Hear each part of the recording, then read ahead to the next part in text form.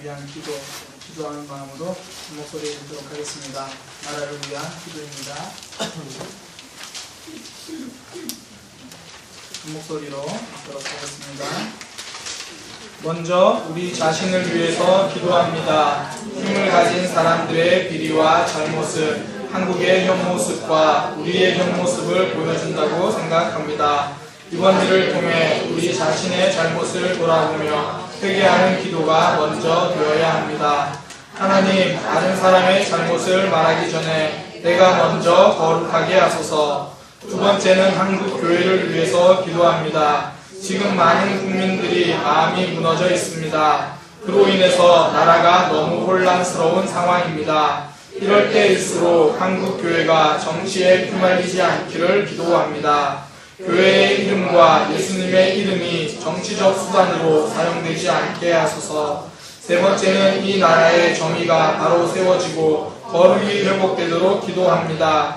국민들은 진실 없는 유언비어에 휘말리지 말아야 합니다. 대신 정치인들은 무엇이 진실인지 분명하게 보여줄 수 있어야 합니다. 그 이후 책임자는 그 누구라도 자신의 행동에 책임지는 모습이 필요합니다. 하나님, 이 땅에 하나님의 공의가 나타나고 정의가 나타나게 하소서. 이 아픔을 계기로 우리나라의 권력형 비리가 사라지고 백성들을 생각하는 정치가 되게 하소서. 아멘. 나라를 위해서 계속 기도해 주시기 바랍니다. 오늘은 갈라디아서 5장 19절에서 26절 말씀을 통해서 신앙은 아는 것이 아니라 사는 것이다 라는 메시지를 증거하겠습니다. 신앙은 아는 것이 아니라 사는 것입니다. 얼마 전에 수능 시험이 끝났습니다. 그것이 이제 누군가에는 해방이지만 또 누군가에게는 시작입니다. 고이들 파이팅! 어떤 입시 전문기관에서요, 매년 수능 고득점자들을 분석해 봤더니 한 가지 공통점을 발견했다고 합니다. 그런데 그 공통점이 이 방법대로만 하면요, 거의 많은 사람들이 고득점이 가능하더라라는 겁니다. 저도 그 방법을 한번 봤는데요, 정말 고득점이 충분히 가능하겠다라는 생각이 들었습니다. 제가 학교 다닐 때 이것을 좀 더 잘 알았으면 저도 이런 고득점이 가능했지 않겠나 싶은데요, 지금 고등학교 2학년들도 늦지 않았습니다. 이 방법대로 하면 고득점이 가능할 것 같습니다. 그 내용이 뭐냐면, 수능 고득점자들의 한 가지 딱 공통점이 뭐냐면 전부 공부를 열심히 했다는 겁니다. 예습 복습 열심히 하고 공부를 열심히 하면 고득점자들이 된다라는 겁니다. 전부 공통점입니다. 한 명도 빠짐없이 공부를 열심히 했습니다. 목사님 그것을 몰라요. 다 알아요. 맞아요. 다 압니다. 그런데요, 아는 것으로는 성적이 오르지 않습니다. 우리가 흔히 아는 것이 힘이다 라고 말하는데요, 그러나 아는 것이 힘이 아니라 사는 것이 힘입니다. 열심히 공부해야 한다는 것을 압니다. 또 실제로 열심히 공부하면 성적이 오른다는 것을 압니다. 그런데 그것을 안다고 해서 성적이 오르는 것은 아닙니다. 사람들도 그렇습니다. 안다고 말하는 사람이 힘이 있습니까? 그렇지 않습니다. 사는 사람이 힘이 있습니다. 안다고 말하는 사람이 아니라 행동하는 사람, 실천하는 사람, 그런 사람들이 하는 말 한마디는요, 함부로 듣지 않습니다. 이 부모님과 자녀들 사이에 불신이 있는 것도요, 그 불신의 시작이 어디에서 시작됩니까? 엄마, 제가 다시는 안 그러겠습니다. 앞으로는 잘할게요. 아빠, 제가 이번에는 진짜 열심히 할게요. 그 말 절대 안 믿습니다. 왜 그렇습니까? 안 해서 그렇습니다.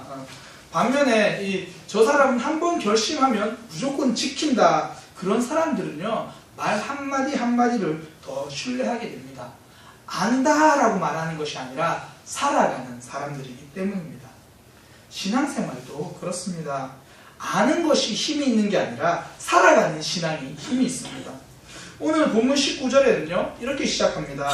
육체의 일은 분명하니, 육체의 일은 분명하다, 쉽게 알 수 있다, 이렇게 말합니다. 음행, 더러운 것, 호색, 그것이 나쁘다는 것을 우리는 알고 있습니다. 그러나 아는 것만으로는 힘이 없습니다. 예수님과 제자들의 모습을 보면 이제 잘 알 수 있는데요, 예수님이 십자가에 달려 돌아가실 때가 이제 되셨습니다. 그리고 이제 오늘 밤이면 잡혀가시던 그 밤에 제자들과 함께 평소에 자주 가시던 겟세마네라는 곳으로 가셨습니다. 그리고 제자들 보고 하는 말이 내가 지금 마음이 너무 힘들다. 너희가 이곳에서 나를 위해서 좀 깨워서 기도하고 너희를 위해서 시험에 들지 않도록 깨워 기도하라. 예수님께서 말씀하시고 예수님이 조금 떨어진 곳에서 이렇게 기도하셨습니다. 한참을 기도하다가요. 제자들에게 왔는데 제자들이 자고 있는 겁니다. 그래서 예수님이 말씀하신 게 1시간도 너희가 깨어서 기도할 수 없느냐. 나를 위해서 너희들이 시험에 들지 않기 위해서 기도하라. 그렇게 말씀하시고 다시 가셔서 기도하셨습니다. 제자들이 기도해야 한다는 것을 몰랐습니까? 알았습니다. 그런데 알았지만 정작 잠들었다는 겁니다. 아는 것으로는 유혹과 시험을 이깁니까? 못 이깁니다. 제자들이 그렇게 기도를 알았지만 기도하지 못했을 때 그렇게 예수님을 다 부인하고 떠나버렸습니다. 삶에 문제가 있고 유혹과 시험이 있습니다. 그때 기도해야 한다는 것을 모르는가요? 압니다. 그런데 기도하는 사람이 있고 기도해야 된다는 것을 알고 있는 사람이 있다라는 겁니다. 예수님과 제자들 이때뿐이 아니죠. 그 전에도 예수님이 제자들한테 이제 그것을 알려주셨습니다. 내가 이제 곧 죽게 되었다. 그리고 3일 후면 부활할 거다. 그런데 너희들은 나를 부인하고 떠날 거다. 알려주셨습니다. 말씀해 주셨습니다. 복음서에 보면요. 3번 말씀해 주셨어요. 성경에서 3번 이렇게 하면요. 할 만큼 충분히 하셨다라는 겁니다.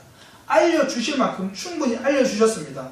그런데 그 아는 것으로 유혹과 시험을 이겼습니까? 못 이겼습니다. 제자들 중에 누구 하나도 예수님 곁에 있지 않고 다 부인하고 떠나버렸습니다. 주의를 지켜야 하는 것 압니다.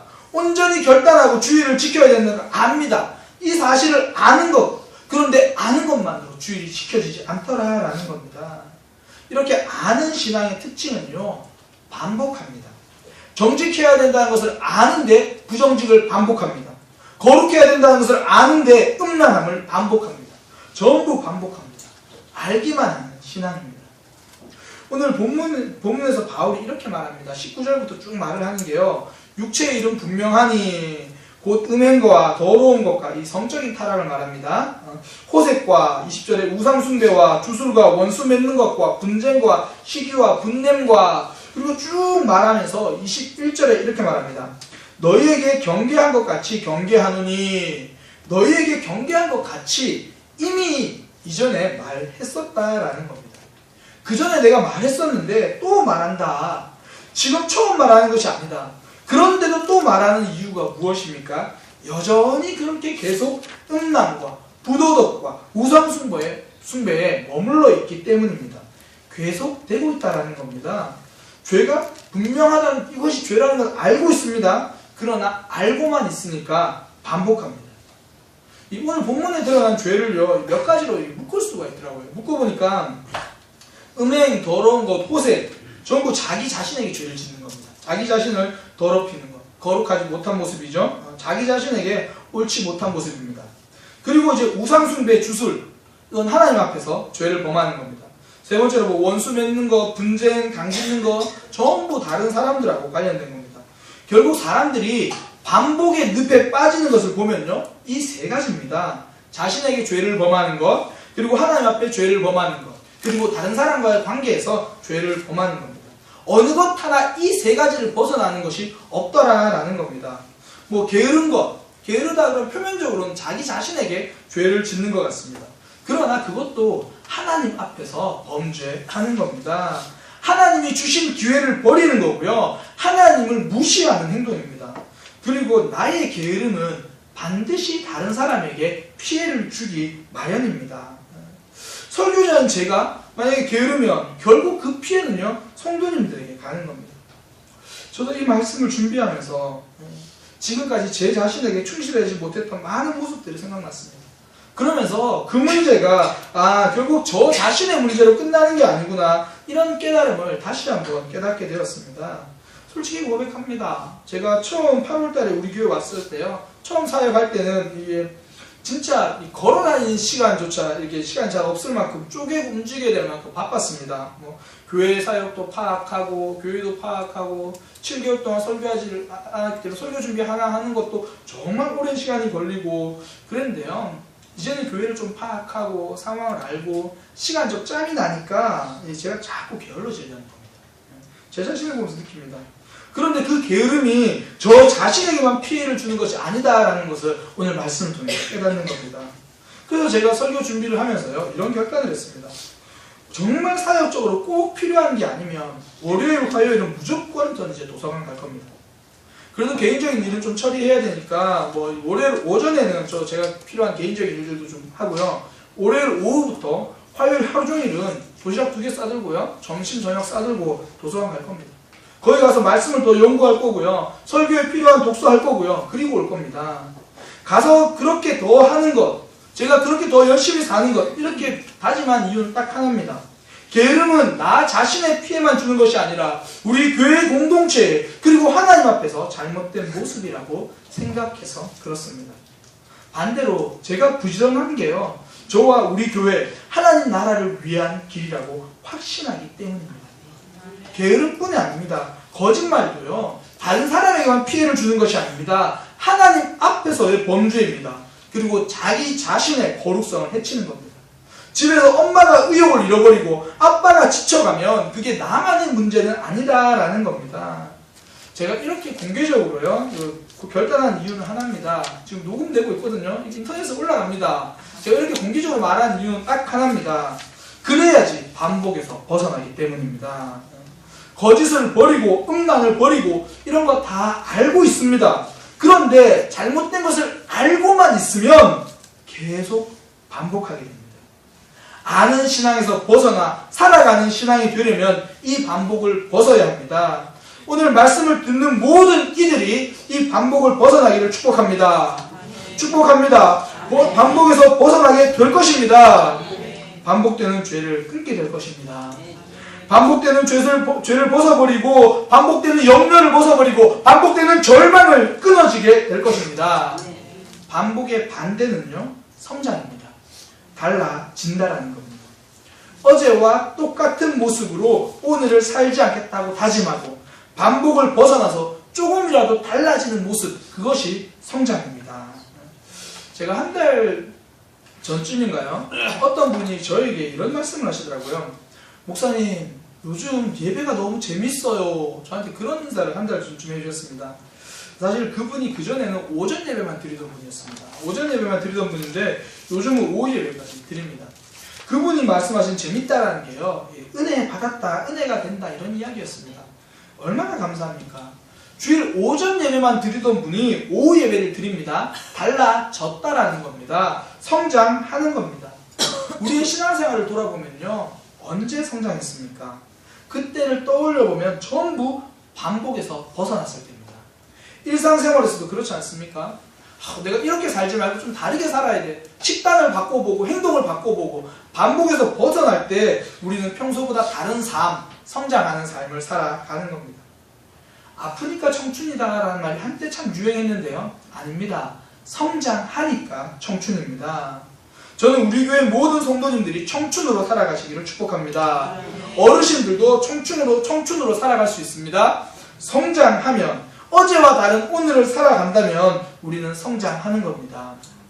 성경을 읽으실 수 있는 분들은요, 댁에서 꼭 성경 읽으시기 바랍니다. 한 절이라도 어제는 안 읽었는데 오늘은 읽으면 그때부터 성장이 되는 겁니다.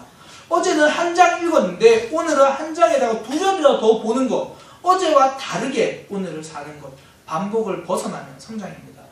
우리 어르신들 중에서 시력 때문에 뭐 성경 읽는 것도 힘드신 분들 있죠. 그러면요, 자녀들한테 목사님 설교 폰으로 들을 수 있다는데 좀 틀어줘, 그러시면 됩니다. 요즘 휴대폰으로 설교 들을 수 있습니다. 설교라도 한 번 더 들으시는 겁니다. 그 전까지는 그냥 앉아만 있었는데 이제 설교라도 한 번 더 듣기로 반복해서 벗어나는 것, 그것이 성장입니다. 어제의 모습에서 달라지면요, 성장합니다. 익숙한 대로 가면 반복되어지지만 익숙한 것과 자꾸 다르게 살아가면 아는 것이 아니라 살아가는 신앙이 될 수 있다라는 겁니다. 청년들도, 우리 집사님들도 다시 한번 신앙의 도약이 있기를 축복합니다. 반복에서 벗어나시기 바랍니다. 회개가 무엇입니까? 결국 반복에서 벗어난다라는 것입니다. 잘못된 것을 안다, 이것이 아니라 잘못된 삶을 버린다, 이것이 회개입니다. 누가복음 3장에 보면요, 이제 침례 요한이 사람들에게 침례를 베푸는 그 장면이 등장합니다. 여러 사람들이 와서 침례를 받는데요, 침례 요한이 이렇게 말합니다. 회개하라, 하나님 나라가 가까이 왔다. 그러니까 사람들이 와서 침례를 받으면서 묻습니다. 저는 어떻게 해야 됩니까? 세리가 와서 물었습니다. 침례를 받으려고 하면서 우리가 무엇을 해야 합니까? 그때 침례 요한이 이렇게 말합니다. 너희는 세리니까 부과된 것 외에는 더 이상 거두지 마라. 지금까지 하던 행동에서 벗어나라는 겁니다. 군인들도 찾아와서 물었습니다. 우리는 어떻게 해야 됩니까? 그러니까 사람들에게 강탈하지 마라. 주어진 월급이 족한 줄 알아라. 오늘날로 말하면 사기치지 마라. 불법하지 마라. 탈세하지 마라. 그렇게 말하는 겁니다. 이전 반복된 삶에서 벗어버리라는 겁니다.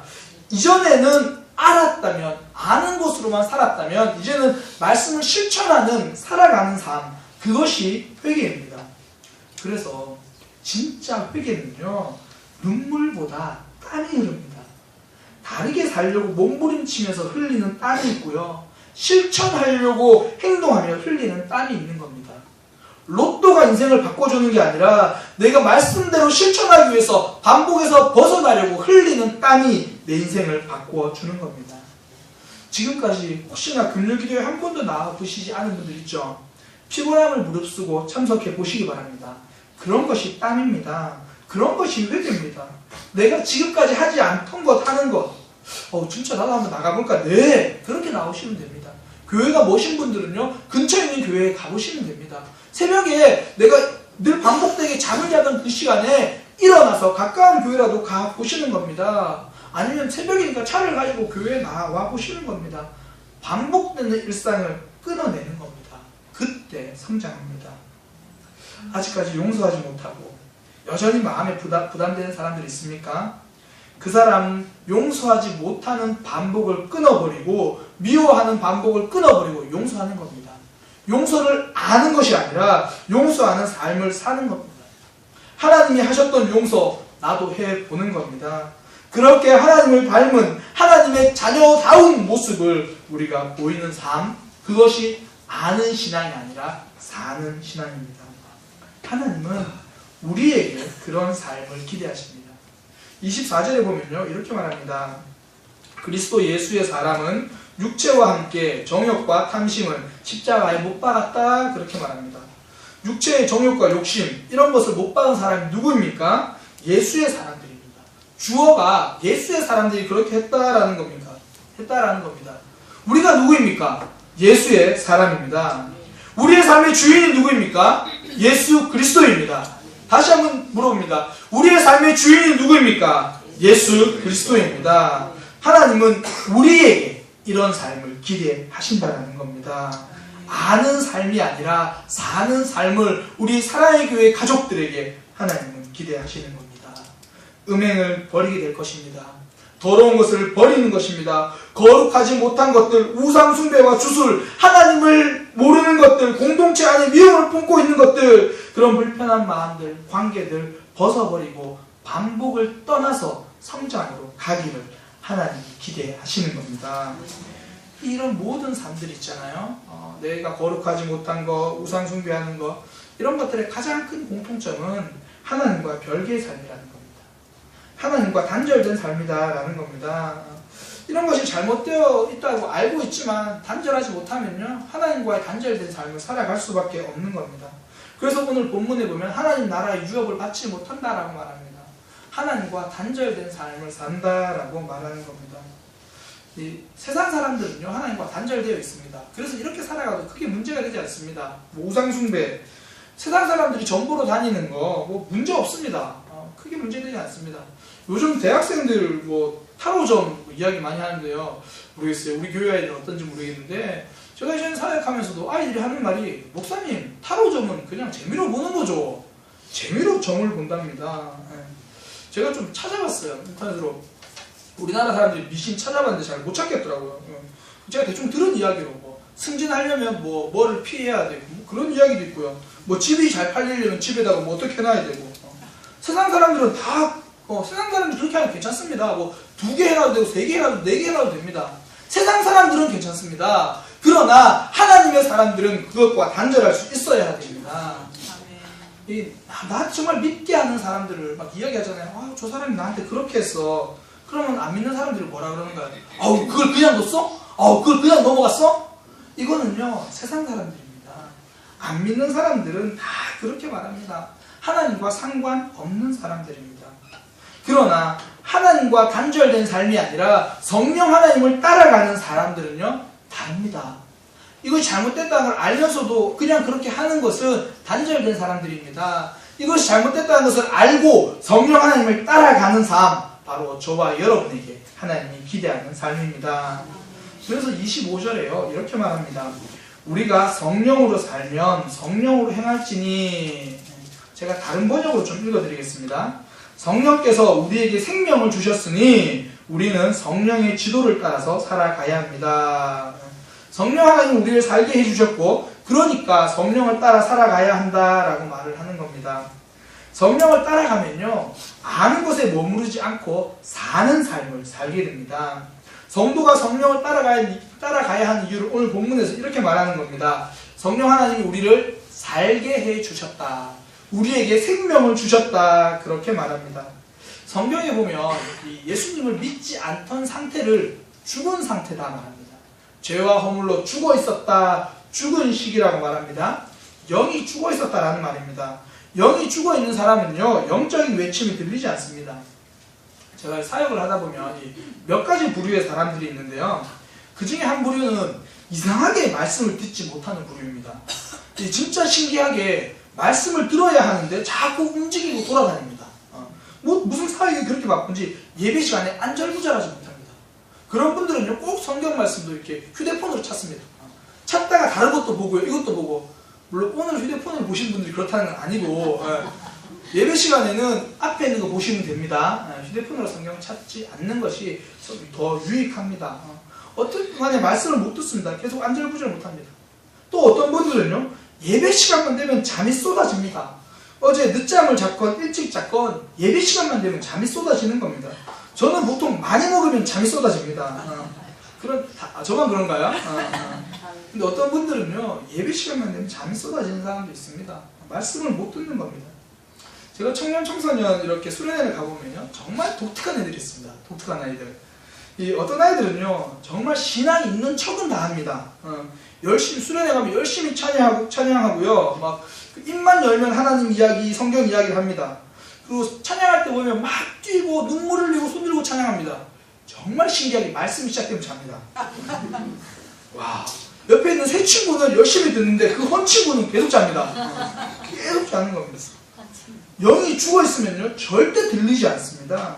그러니까 말씀대로 살아갈 수가 없습니다. 말씀을 많이 들어서 알고 있습니다. 지식은 압니다. 저 사람한테 한 이야기, 이 사람한테 한 이야기 다 알고 있습니다. 그러나 그렇게 살아야겠다는 말씀으로 들리지 않는다는 겁니다. 무슨 말인지는 알겠어. 뭐 그런 말이구나. 이렇게만 들리지 내 말로는 들리지 않는다라는 겁니다. 그러니까 말씀대로 살아갈 수가 없습니다.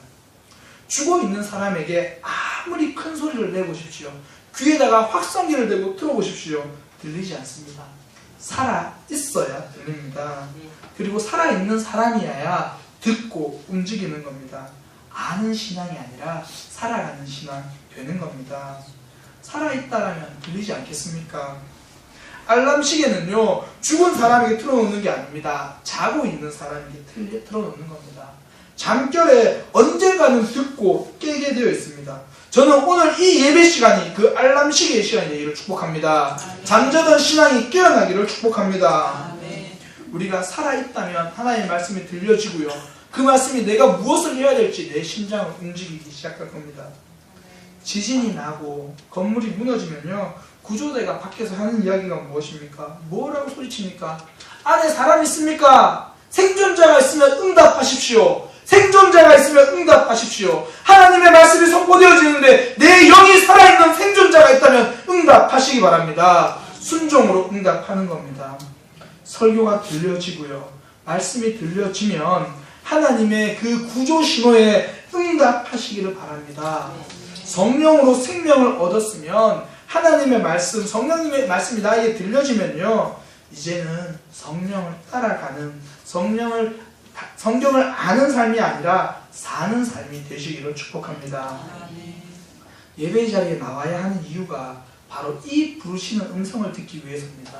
이 음성에 응답하기 위해서입니다. 나를 부르시는 음성이 들리는 자리로 우리는 나와야 합니다. 오늘 찬양인도를 전도사님이 하셨죠. 황성봉 집사님이 다른 교회 가셨습니다. 홍창호 장로님과 함께 가셨습니다. 교회를 옮기신 게 아니고요, 다른 교회 탐방 가셨습니다. 오늘 다들 박명선 집사님 지금 안 보이시고 김영 집사님 식당 준비하고 계십니다. 교회를 옮기신 게 아니라 다른 교회에 예배를 보러 가셨습니다. 내년부터는 우리 교회에서요, 어떻게든 간에 성도들이 하나님께 더 잘 집중하고 하나님의 말씀을 더 잘 들을 수 있게 하나님이 부르시는 음성에 더 집중할 수 있도록 예배 시스템을 우리가 바꾸어 나갈 겁니다. 그래서 그것을 보러 찬양인도 대표시니까 가신 겁니다. 제가 금요 기도회 때마다 드리는 기도 제목이 있습니다.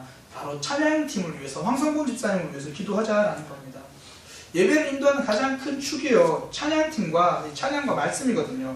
물론 예배에 참석하신 성도님들이십니다. 그런데 성도님들은 개인이 준비하고 오는 거지만 교회는 최대한 어떻게든 간에 하나님의 말씀이 들려질 수 있도록 찬양과 말씀을 최선을 다해 준비하고자 하는 겁니다.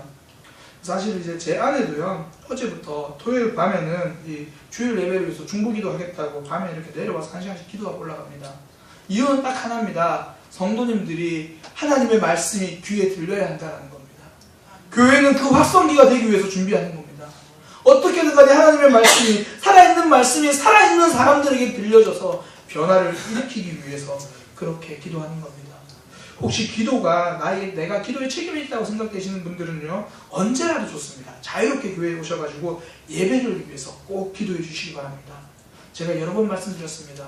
저는 우리 사랑의 교회가 그 무엇보다 예배로 소문나는 교회가 되었으면 좋겠습니다. 말씀으로, 찬양으로 예배 때 하나님의 임재가, 그 음성이 들려져야 하는 겁니다. 어린 시절에요, 이렇게 놀다 보면, 저도 그랬습니다. 이 동네 공터에서 놀다 보면 저녁에 엄마가 부르는 소리가 들립니다. 누구야 밥 먹어라, 저녁 이제 먹으라는 소리죠. 그 소리가 들리면 하루가 끝이 나는 겁니다. 이제 가서 합니다. 정말 신나게 놀고 있는데 엄마가 부르면요, 정말 들어가기 싫어요. 막 가기 싫고, 내가 금방 술래에서 벗어났는데 엄마가 그때 불러. 정말 가기 싫습니다. 근데 이제 누구야 들어와라, 누구야 들어와라, 거의 같은 시간대죠. 옛날에는. 그래서 한 명, 두 명씩 집에 들어갑니다. 더 놀고 싶어도 엄마가 부르는 소리가 있다는 게 행복한 겁니다. 만약에요, 아무도 불러주지 않는다면 그것이 진짜 슬픈 겁니다. 하나님의 말씀이 나에게 좀 부담스럽게 들릴 수 있습니다. 때로는 실천하기 힘든, 실천하기 싫은 말씀으로 들릴 수 있습니다. 그러나 그렇게라도 하나님이 나를 불러주신다면 그것이 행복한 겁니다. 그렇게라도 나에게 회개를 촉구하는 말씀이 내 심령에 박혀지기 시작하면 그것이 행복한 겁니다. 그게 우리의 영이 죽지 않았다는 증거입니다. 하나님이 우리 아버지시라는 증거가 됩니다. 나를 불러주는 자리, 내가 하나님의 음성을 들을 수 있는 자리, 그 자리를 포기하지 마시기 바랍니다. 그 자리가 나를 살리는 자리입니다. 어떠한 경우에도 그 자리만큼은 포기하지 마십시오. 직장 때문에 주일에 빠져야 한다면 그 상황이 개선될 수 있도록 더 간절히 기도하시기 바랍니다.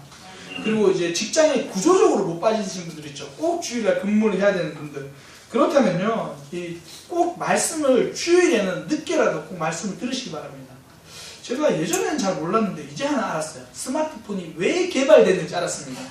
스마트폰이 개발된 이유는요, 스마트폰으로 사랑의 교회 밴드에 들어가서 담임 목사님 설교를 들으라고 스마트폰이 개발되었습니다. 이럴 땐 아멘 하시는 겁니다. 네, 삼성에서 그렇게 만들었고요. 이 애플에서 그거 하라고 만들었습니다. 왜 만들었다고요? 말씀 들으라고 만들었습니다. 우리 교회는 이제 오후 1시 정도 되면 거의 제 주일 이 설교가 올라갑니다. 주일 오후 1시면 인터넷으로 교회 밴드에 올라갑니다. 혹시나 내가 부득이하게 주일에 빠져야 된다 그러면요, 꼭 말씀 들으시기 바랍니다. 나에게 말씀하시는 그 음성을 들어야 합니다. 그 음성 듣고 반응해야 한다는 겁니다. 말씀이 들려진다면 내 영혼이 살아있다는 증거입니다.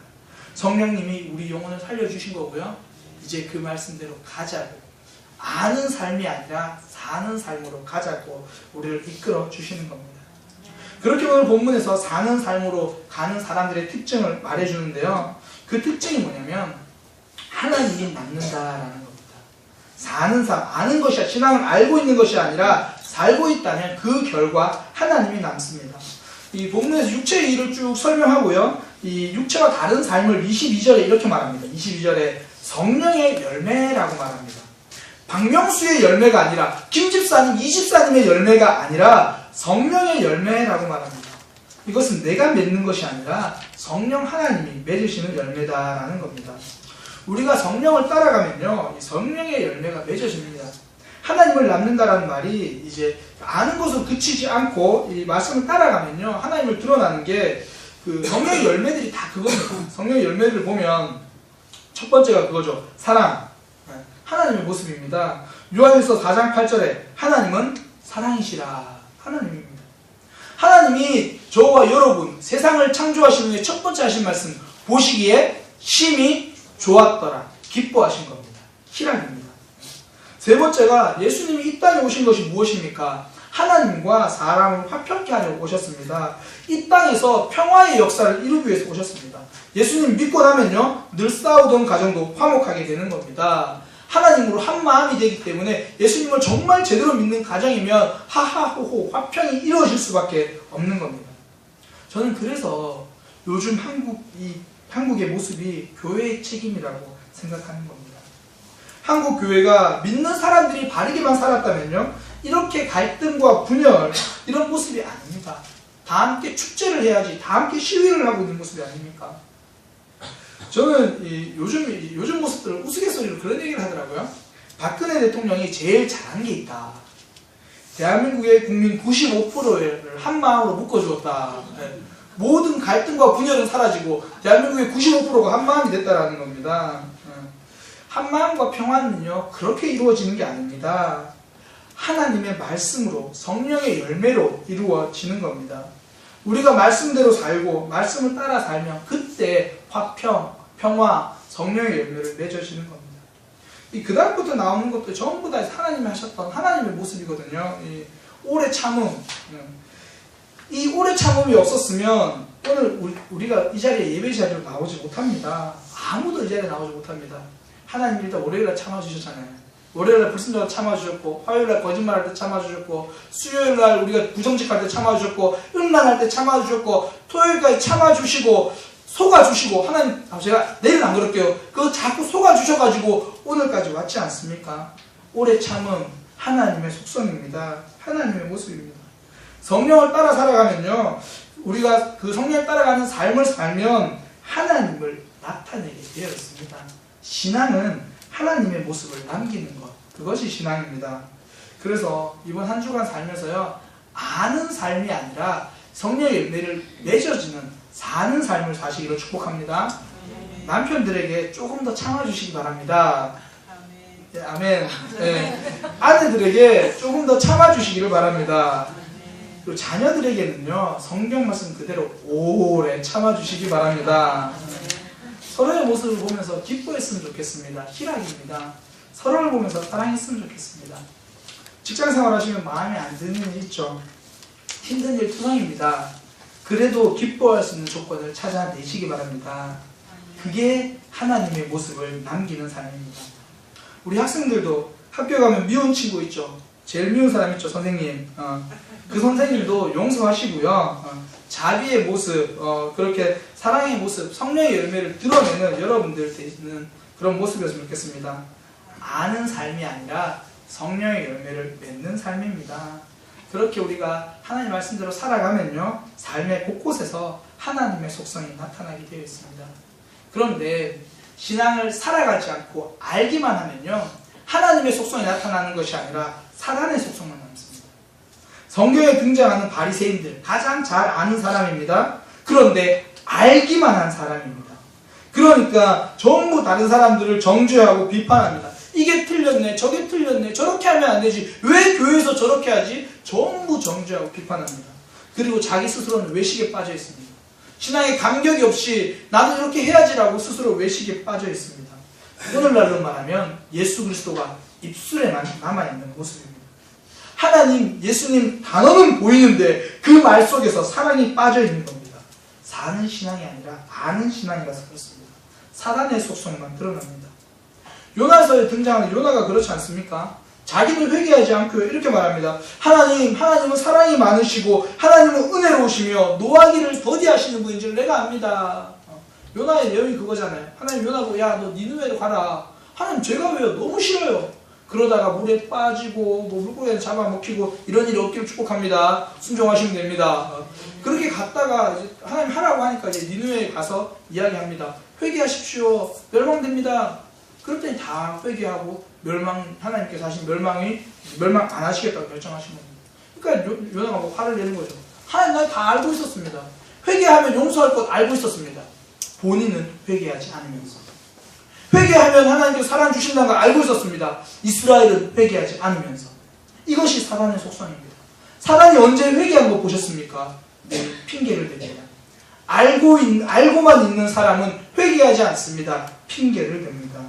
이게 사단의 모습입니다. 절대 많이 알고 있는 신앙이 아니라 하나라도 실천할 수 있는 신앙이 되시기를 축복합니다. 아는 신앙의 특징이 무엇이라고 하였습니까? 반복하는 겁니다. 했던 행동 또 하고 했던 행동 또 하고 반복하는 겁니다. 그러면서도 아무런 문제의식을 갖지 않습니다. 이런 신앙은요 힘이 없습니다. 사단도 절대 두려워하지 않습니다. 유명한 기독교 사상가 C.S. 루이스가요 이 스크루테이프의 편지라는 그런 책을 썼습니다. 스크루테이프라는 이제 악마가 자기 조카 악마에게 이렇게 편지를 썼다라는 내용을 그 작가가 가정에서 쓴 건데요. 뭐 그런 내용입니다. 삼촌 악마가 조카 악마한테 야 성도들 유혹할 때 이렇게 유혹해야 돼. 뭐 그런 내용을 쓴 겁니다. 이제 거기 나오는 한 구절을 제가 말씀드리겠습니다. 삼촌 악마가 조카 악마한테 하는 말입니다. 야 만약 네가 성도들이 은혜 받는 것을 막지 못했다면 그것은 네가 큰 실수를 한 거야. 그러나 너무 걱정하지 마. 아직 방법은 있어. 그들이 오늘 느낀 것을 행동으로 옮기는 것만 미루도록 만들어. 그러면 돼. 오늘 할 일이 아니고 내일 하면 된다고. 이것은 내가 실천할 수 없는 일이라고 그렇게 생각하도록 만들어. 자꾸 그렇게 되면 나중에 느끼지만 행동하지 않게 돼. 나중에는 느끼지도 않게 돼. 이게 사단의 전략입니다. 아는 신앙에 머무르라고 말하는 겁니다. 행동하지 말라고 말하는 겁니다. 이 신앙에서 벗어나 반복을 깨버리시기 바랍니다. 한 가지라도 좋으니까 신앙에서 삶에서 반복이 깨어지고 달라지시기를 결단하시기 바랍니다. 그것이 예배 시간일 수도 있습니다. 성경 보는 시간일 수도 있습니다. 누군가 이 교회를 소개하고 하나님의 말씀을 전하는 것일 수 있습니다. 내가 한 번도 하지 않았던 그것을 시도하는 한 주가 되시길 바랍니다. 이 시간 우리 함께 기도하기 원하는데요. 하나님, 내가 그동안 시도하지 않았던 것 이제 하겠습니다. 그동안 내가 반복됐던 거 끊어버리겠습니다. 반복되어졌던 나의 거짓을 끊어버리겠습니다. 거룩을 회복하겠습니다. 하나님 능력 주시옵소서. 그렇게 기도하겠습니다. 하나님 붙잡으시고 인도하여 주옵소서. 주님, 우리가 신앙이 더 이상 아는 것이 아니라 살아갈 수 있는 신앙 되도록 인도하여 주옵소서. 하나님 우리의 삶에서